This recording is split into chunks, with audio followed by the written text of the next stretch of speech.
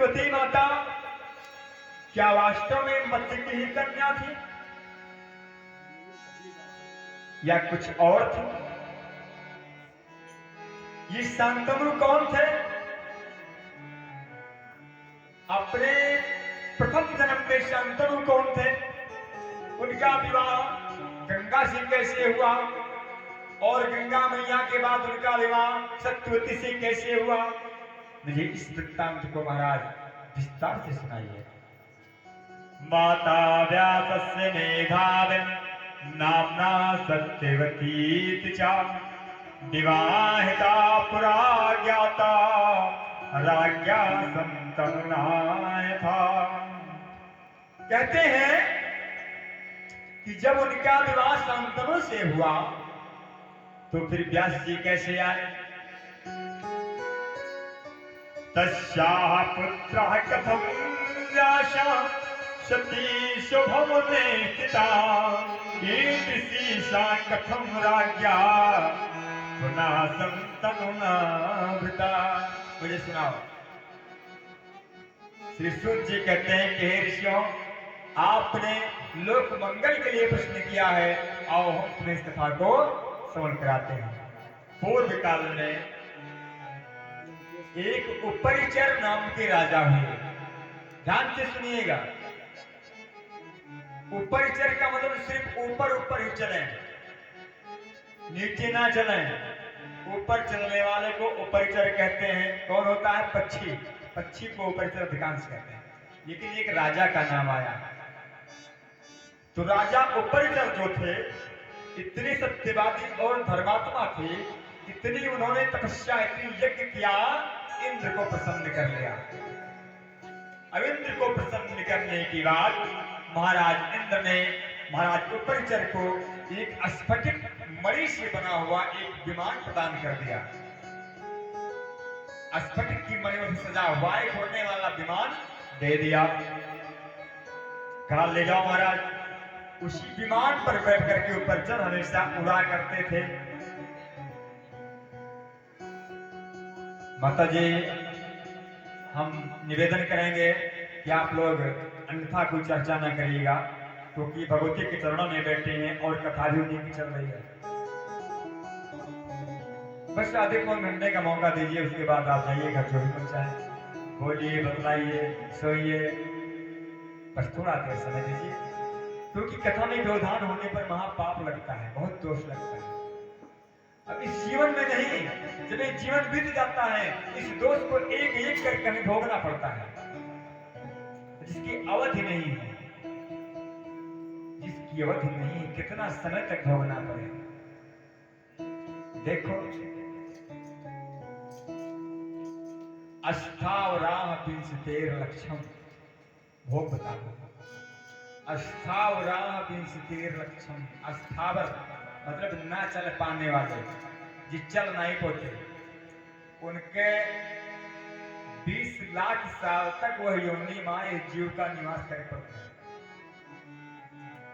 पेड़ पहाड़ ही बनना पड़ता है। 20 लाख साल इनकी उम्र है। ये प्रत्येक जीव, हम लोग उसी रास्ते से गुजर के तो आए हैं, ये काट करके हम लोग आए हैं। अस्थावराह विंशतेर लक्षम, 20 साल 20 लाख सालों तक अस्थावर योनियों में हमारे जीव ने निवास किया है। नाना प्रकार की यात्राएं सही है। अब इतना ही नहीं, अस्थावराह विंशतेर लक्षम और जलचर 9 लक्ष कम। 9 लाख सालों तक पानी का कीट पतंगा मछली बन करके निवास करना पड़ा, बार बार मरना पड़ा है, बार बार जल रहना पड़ा है उसी पानी में, उसी जल में। कितना हो गया? 20 और 9 29 लाख साल हो गया। और आगे बढ़िए।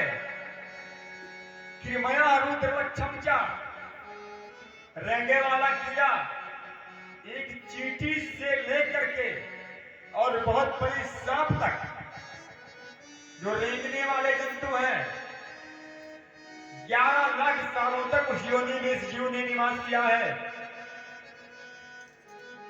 बार बार मरना पड़ा है, बार बार पैदा होना पड़ा उस योनि में। सुनने में तो कहानी लगती होगी, लेकिन जो दुख सत्य है। तो 29 और 11 हो गया 40 लाख साल। 40 हो गया ना। और आगे बढ़े। त्रिंसरक्षम पशु नाम चा, 30 लाख साल तक 4 पैर के पशु के रूप में रहना पड़ता है। 30 लाख वर्षों तक चौपया बन के। अब 4 पैर में एक छोटे से जीव से लेकर के बड़ के हाथी तक 30 लाख सालों तक पैदा होकर मरना पड़ता है, जीना पड़ता है, इसमें भ्रमना पड़ता है। 40 30 70 लाख साल हो गया। हम सब ने उसमें बसर किया है, सबने बसर किया है। और 10 लक्षम चा पक्षिणा, उड़ने वाले नाना प्रकार के पक्षियों के रूप में 10 लाख सालों तक इस जीव ने गुजारा किया है।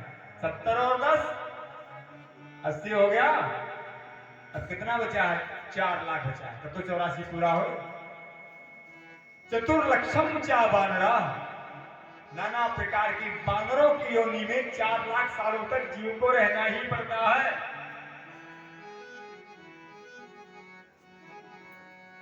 तो 80 4 84 लाख तो बीत गया। तो मनुष्य कहां का? 2 पैर वाला, 2 पैर का कहां गया? 2 पैर का मानो जो है ना 84 लाख योनियों से बाहर है। जब इतना भोग लेता है जीव, तब भगवान को दया आती है कि अब इसे एक बार मानव बना दो, हो सकता है सुधर जाए। बहुत भोग लिया इसने। जैसे एक खूंखार आतंकवादी भी बहुत दिन जेलों में बंद रहने के बाद सुधार उसका देखा जाता है। अगर सुधार हो जाता है तो कुछ न कुछ सजा उसकी माफ कर दी जाती है। लेकिन यहाँ सजा माफ होती है, लेकिन वहां सजा माफ नहीं होती। 84 लाख सालों तक सजा भोगनी ही पड़ती है। और जब भोग लेते हो तब तो मनुष्य काम प्राप्त निज कर्माने साधे, अपने कर्मों की साधना के लिए भगवान एक बार मानव बना देते हैं। और मानव जैसे आया, जैसे मां के गर्भ में आया, मां के गर्भ में गर्भवास, संत कहते हैं गर्भवास समम दुखम ना भूतो ना भविष्य। गर्भ में इतना कष्ट होता है उधर में कि वैसा दुख ना कभी मिला है और ना मिलेगा। अर्थात 84 लाख योनियों का दुख उतना बड़ा जितना गर्भ में कष्ट होता है। वहां पर मिलता कौन है? केवल भगवान खड़े होते हैं बचाने के लिए। कोई बचा नहीं सकता वहां। जीव मर जाए। बार बार निवेदन करता है कि हे प्रभु मुझे बचा लो। 1000 बार कृपा गार से करार हुआ, 1000 बार कृपा गार से करार हुआ, 1000 बार कृपा गार से करार हुआ, 1000 बार कृपा गार से करार हुआ, 1000 बार कृपा गार से करार हुआ। फिर भगवान का भजन एक बार हुआ,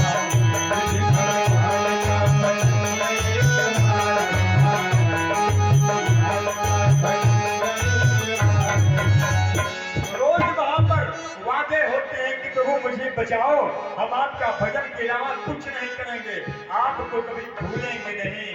भगवान कहते हैं भूल जाओ भैया, नहीं तू भूलेंगे नहीं। और जैसे बाहर आता है ऐसे जब दुनिया देखता है तो दुनिया देखने के साथ साथ जननी जनक बंधु सुखदारा, बाबा कहते हैं कि सबसे पहले माँ को पहचान लेता है, उसके बाद पिता को पहचान लेता है। हाँ, धीरे धीरे बड़ा हुआ, छोटा भाई भी आ गया। तो जब छोटे भाई को पहचान लिया, माँ को और पिता को पहचान लिया, 3 प्रकार की माया में बंध गया, अपना मान लिया उन्हें। अब 20 साल की उम्र हो गई और 20 साल के आगे जाने लगा, तब पत्नी के प्रेम में फंस गया। 4 प्रकार की माया बांधे, आपन मान ले कि हमारे हुए दूसरे का अधिकार ना है। और जब 25 पार कर गया तो शुद्ध पुत्र का प्रेम बांध लिया। 5 प्रकार की माया में ऐसा बंधा कि निकलना मुश्किल है। सियावर रामचंद्र की जननी जनक बंधु सुखदारा, और जब 30 साल की उम्र पार करने लगा तब 5 प्रकार के माया और घेरी। जब बेटा को पढ़ाना है, बेटा बल्ला कहा था जब पैसा ना कमा तो कहा अच्छी पढ़ाई कैसे कराए पाओगे, और अच्छी पढ़ाई के साथ साथ पैसे कमाने के साथ साथ हमें शरीर भी स्वस्थ रखना है, तो तन और धन अर्थात 5 माया उधर और 2 7 माया ने घेर लिया। अब जब बेटा भी पढ़ने लगा तब कहीं घर द्वार नहीं को तो लगा कि नहीं ब्याह होए तब नी के घर बनवाओला भवन, ये 8वीं माया। 8 प्रकार की मायाओं ने घेर लिया। तब 2 माया बाद में आई, सुहृद और परिवार। तक बूढ़ा हो गया, अच्छा नात बात परिवार हो चाहिए, रिश्तेदार और परिवार मिला के 10 प्रकार की माया। ये 10 प्रकार की मायाओं में ऐसा ही बंध गया कि मरते मरते ये छूट नहीं पाया। भगवान ने कहा तूने वादा किया था, कहां गया तेरा वादा, कहां गया भैया? कहता हूं कब वादा किया था? आपके भजन साधु लोग करते तो हैं, हमें ठेका लिया। बोल सच्चिदानंद भगवान की जय हो। तो रात दिन झूठ और माया में गुजरते हैं, और मनुष्य होके भी पशुओं का काम करते हैं, मनुष्य होके भी पशुओं का काम करते हैं, मनुष्य होके भी पशुओं का काम करते हैं, मनुष्य होके भी पशुओं का काम करते हैं। तो क्या भैया बोल सच्चिदानंद भगवान की जय। इसलिए छोटी सी गलती करोगे तो भोगना तो पड़ेगा। अवश्यम एवं भोक्तव्यम तथा कर्म शुभाशुभम। अगर अच्छा कर्म करोगे तो अच्छा भोगोगे, और बुरा कर्म करोगे बुरा भोगोगे। कौन नहीं जानता इसे? तो जब हम जानते हैं कि भोगना पड़ेगा तो करें क्यों? इसका मतलब विश्वास नहीं है कि सही भोगे पड़े। विश्वास नहीं है, नहीं जानकर क्यों गलती करे यार? तो महाराज उपरिचर जिनको इंद्र ने विमान प्रदान किया वो ऊपर उड़ रहे थे। और भैया एक समय महाराज उपरिचर अच्छा समय बीता तो इनके 5 पुत्र हुए, और 5 पुत्रों को अलग अलग देशों का राजा बना दिया इन्होंने महाराज उपरिचर ने। और राजा बनाने की बाद एक दिन इनकी पत्नी ने इनसे कहा कि हे राजन, मुझे एक बेटा और चाहिए, हमें एक पुत्र और चाहिए। तो उपरिचर ने कहा ठीक है, समय आएगा तुम्हें बेटा मिल जाएगा। लेकिन उसी दिन रानी ने कहा कि हमें बेटा शीघ्र चाहिए। राजा ने कहा ठीक है, तुम्हारी इच्छा जरूर पूरी होगी। लेकिन उसी समय इनके पितरों ने आकाशवाणी किया, उपरिचर के पितरों ने, कि हे उपरिचर, अपने यज्ञ से हमको संतुष्ट करो। कैसा यज्ञ करें?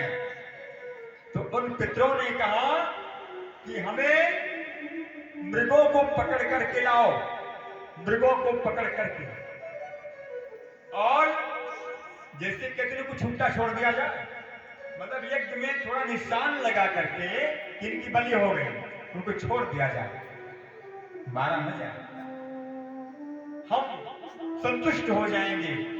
राजा ने न चाहते हुए भी अपनी भोज मोहिनी पत्नी को छोड़ करके जंगल में जाने को तैयारी करी, अपने सैनिकों को साथ लेकर के, और वहां गए जब तो मृगों की खोज करने लगे।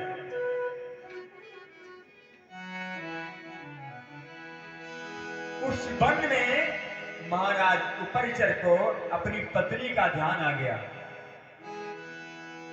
उपरिचर महाराज को अपनी पत्नी का ध्यान आ गया, और उसी ध्यान में इनका काम इनके शरीर को त्याग करके नीचे गिरने लगा। तो उपरिचर ने कहा, रे ये तो हमारी रानी का शेष भाग है, ये तो हमारी रानी का भाग है। उसको पत्ते पर रोक लिया महाराज उपरिचर ने, और जब पत्ते पर रोक लिया तो कहा इसे क्या करें, हम तो वन में हैं, ये तो रानी का भाग है। एक बाज पक्षी को बाज पक्षी को वो दोना दे करके महाराज ऊपर कहते हैं कि हे पक्षी, इसे ले जा करके मेरी रानी को दे दो और कह दो कि महाराज ने भेजा है, तुम्हारे बेटे का अंश है, तुम इसे ग्रहण कर लो। वो दोना लेकर वो पक्षी जब उड़ता है तो एक बाज जब उड़ने लगा लेकर के दोना, तो दूसरे बाज ये समझा शायद मांस का टुकड़ा लेके जा रहा है। मांस के टुकड़े के चक्कर में दोनों बाजों में लड़ाई हो गई